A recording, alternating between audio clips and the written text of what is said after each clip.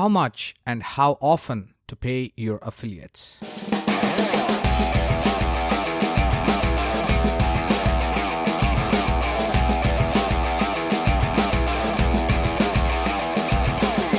Hello and welcome to episode number 46 of the Subscribe Me show from subscribeme.fm. This is the podcast to listen to for learning about how to create membership sites and online courses, making, marketing, and monetizing digital content, the world of WordPress, and online tools, techniques, and tips that you can use to create a long-term profitable online business. I'm Ravi Jayagopal. I'm the co-founder and co-developer of DigitalAccessPass.com, arguably the best membership plugin for WordPress, fondly known as DApp. And you can fondly call me Mr. Gamer because, over the Thanksgiving weekend, we had family visiting us and a bunch of kids in the house, and we all played so many different games. Ping pong, pool, cards, went to the beach and played frisbee and laser tag.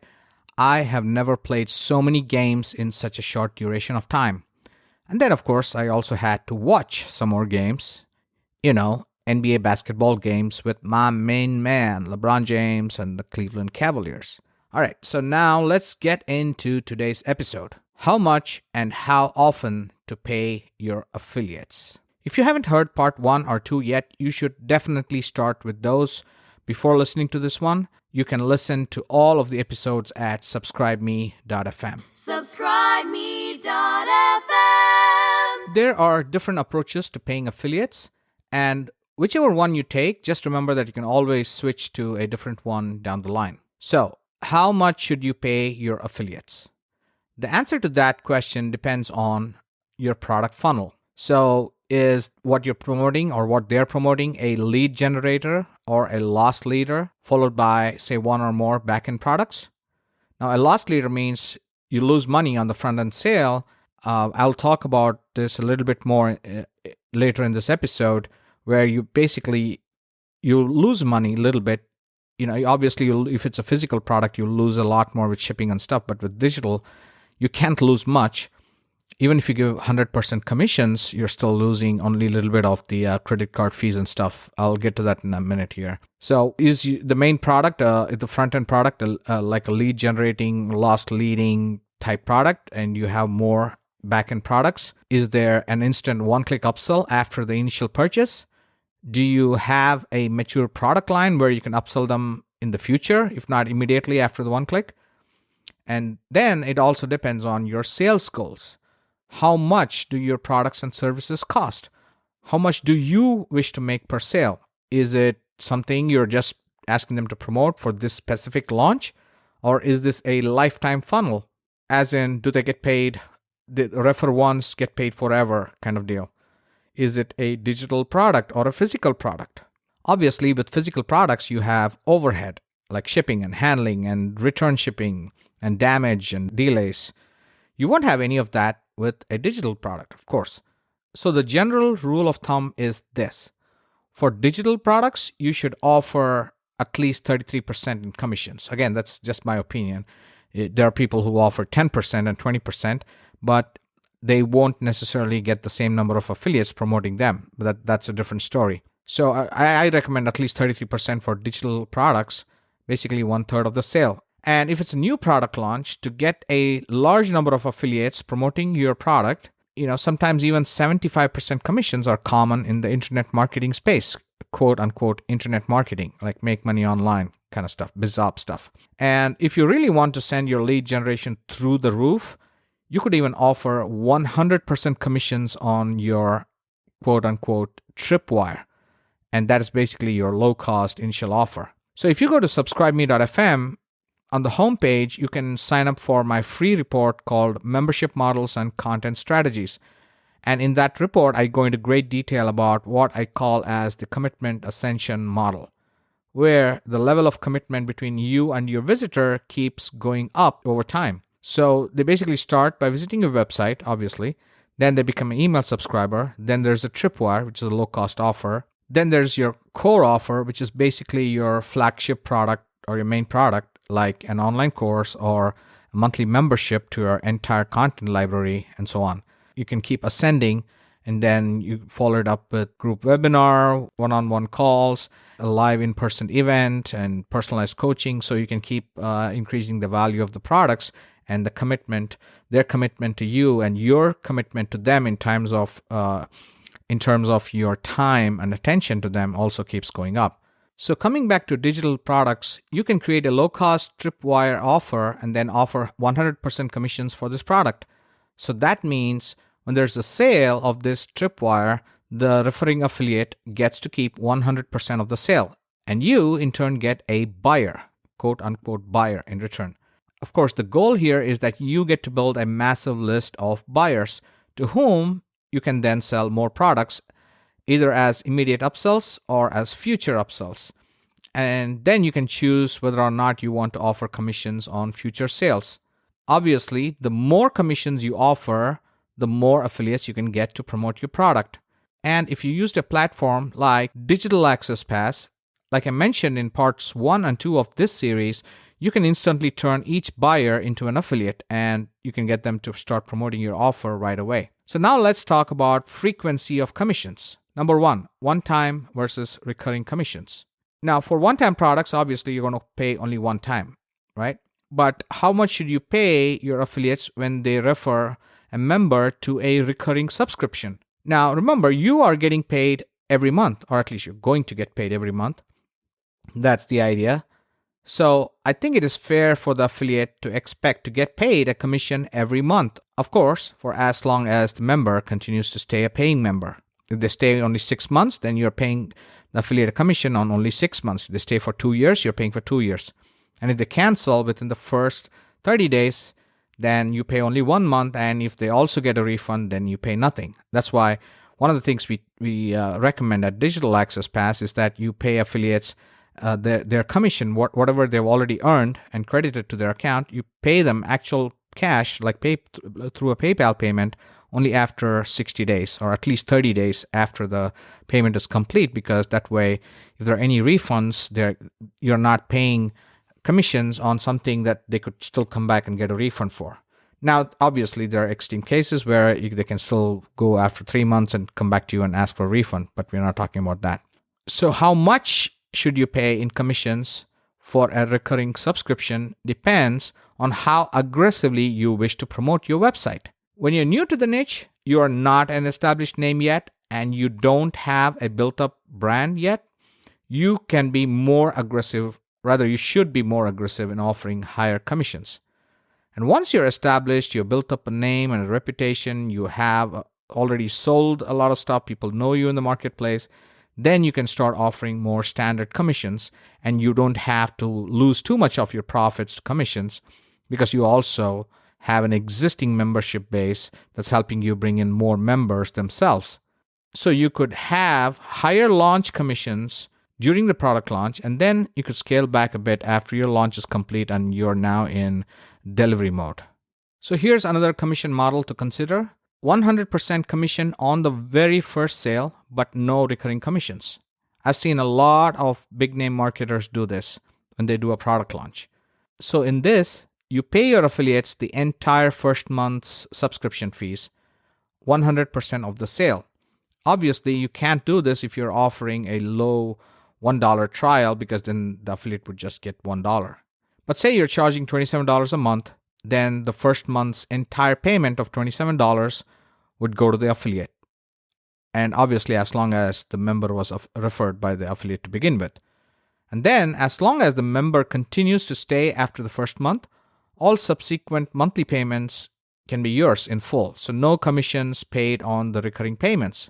Some people even offer 200 or 300% commissions on the first month's sale. Again, if you want to do that kind of stuff, you have to really know your funnel, how much it's converting, what's the cost per customer, cost of acquisition of a new customer, and so on. You have to be really on top of your game with your numbers. So I won't recommend that at this point. So in this case, I'm just saying this model, you just give out 100% commissions. So this 100% commission model is great for tripwires also, your low-cost, one-time products that are designed to bring you real buyers who you can then later channel into your more profitable back-end funnel of membership sites and coaching programs, webinars, seminars, consulting, coaching, and all this stuff. So you could give away 100% of the front-end product as commissions, and this can help you quickly recruit a large list of affiliates who most of them will aggressively promote your product. And sometimes, they can even do it a little too aggressively by spamming via email and posting on various forums. They can get you a black eye. So you have to be very careful. The more aggressive your commissions are, the more careful you have to be about monitoring your affiliates' activity. Where are the clicks coming from? Are they posting your links in shady neighborhoods, online neighborhoods kind of thing? So you have to be very careful. You will actually lose money when you offer 100% commissions, because you still have to pay the 2 or 3 or 5% of payment processor fees on each transaction. So let's say you're selling a $7 tripwire and offering 100% commission to your affiliates. Then they get $7 per sale, and you lose about, if it's 3%, like what you pay to PayPal or Stripe, you lose about 21 cents per sale. Then add the sometimes some processors have a fixed fee per transaction, like Authorize.net will have 20 cents or 30 cents. PayPal has a 30 cents per transaction fee. So if you add that, about 50 cents per new customer. Remember, it's not just 50 cents that you're paying for any free newsletter subscriber. You are paying 50 cents to acquire a real paying customer. And such buyers have an insanely high value compared to a free email subscriber who probably entered a junk email ID just to download your free report, and then they're going to unsubscribe afterwards. So 50 cents is still a really small price to pay for acquiring a paying customer. But then you have to have, again, you need to be on top of your numbers. You have to know what's the back-end funnel, how much is that converting. So then you can say, if I get a new buyer through the door for 50 cents, and if I convert, half of them to the next upsell, then you can basically come out on top, and you have to calculate the numbers and see if it's worth for you before you offer 100% commissions. So even though you may not make any profit upfront, you can quickly build a large email list of buyers that you can continue to sell your backend products, which is where the real profits lie. So the advantages of this commission model is that affiliates get paid 100% of the upfront sale. They don't have to worry about how long the member will stay, because as soon as they enter your funnel and pay for the program or whatever the initial product, they get 100% of the sale. And obviously, if they get a refund, then they lose that money. But if you're a reputed vendor, if your products are good, you'll probably have a very low refund rate. So 2 to 5% is very good. 10% is not too bad, but anything above that is not so great. So that's a different thing on how to address refund rates. So for affiliates, it is a lot easier for them to calculate the numbers, because they just need to know how much they're making per sale, which means they can market your program more aggressively because they know exactly how much they make per sale, and that helps them with budgeting their marketing costs. Like if they're promoting on Facebook or Google pay-per-click, they're buying banner ads or buying solo ads, etc. The disadvantages are they only get paid one time. So there is no long-term incentive. There is no passive income potential. So depending on the affiliate's own mindset and whether or not they prefer short-term cash versus long-term passive income, they may or may not choose to promote your program. But for a hardcore product launch, this can be very profitable for you and your affiliates. You can get many more affiliates going crazy wanting to promote your launch in the short run than, say, if you had said, hey, I will just pay you a commission every single month for as long as the member remains subscribed, but I'm only offering you really low 10 or 20% commissions. So many affiliates can be short-sighted and may prefer a quick burst of higher commissions rather than a slower drip of, spread over 6, 8, 12 months or 2 years of lower commissions. So this model kind of takes advantage of that short-sightedness. The next one is monthly lifetime commissions. In this, they get lifetime commissions for the life of the member in the program. If the member stays for 1 month, they only get 1 month's commission. If the member stays for a year, they get a commission for a year, month after month. Finally, one-time affiliate commissions versus lifetime affiliate commissions. Now, this is not talking about the commission frequency. I'm talking about how long the affiliate remains connected to the member. So in a one-time affiliate model, once an affiliate refers a paying member, you pay commissions for just that product or sale. And if the same member goes on to purchase other products from you in the future, the referring affiliate does not get any credit for any future sales. So basically, they get no commissions on anything in the entire backend funnel. And the other option is to make them what I call as a lifetime affiliate, which means that once they introduce a new buyer to your brand of products and services, then the affiliate gets paid a commission on every single future product that the member goes on to purchase for life. Lifetime affiliation is obviously very attractive to affiliates, but not so much to product owners. Some product owners may feel that they've already paid for the introduction in terms of one-time or ongoing recurring commissions for that very first product or membership that was purchased by the member. So they feel that they shouldn't have to pay for every future purchase.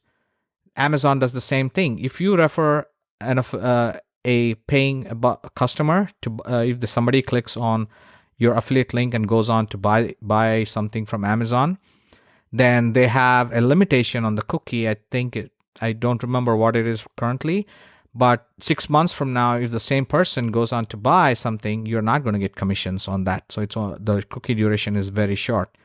In this case, obviously, they're going to keep paying commissions for the subscription product, but the site owner may feel that if they buy any future subscriptions or future one-time products, they don't need to necessarily compensate them on all such future sales.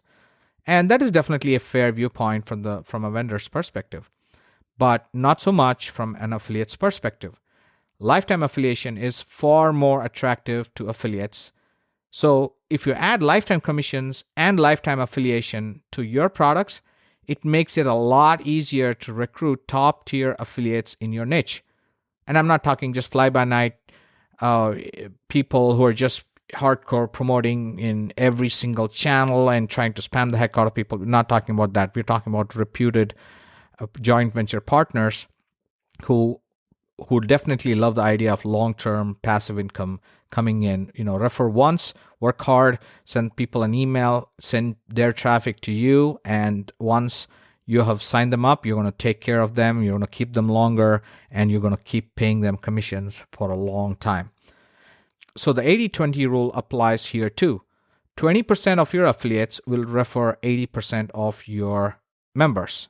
So all you really need is just a handful of super affiliates, and they can help you skyrocket your entire business in just a few months. But you can't just worry about signing up super affiliates. This goes back to the same concept that, don't go for the blonde. If you go back to my Russell Crowe analysis of A Beautiful Mind, you'll see that in a past episode. You can't just go after just the super affiliates. You need to work on turning every single one of your buyers and members into a raving fan, and so they also become an affiliate and automatically. And that's how you snowball all these little efforts from a whole bunch of affiliates into a much bigger avalanche of traffic and profits.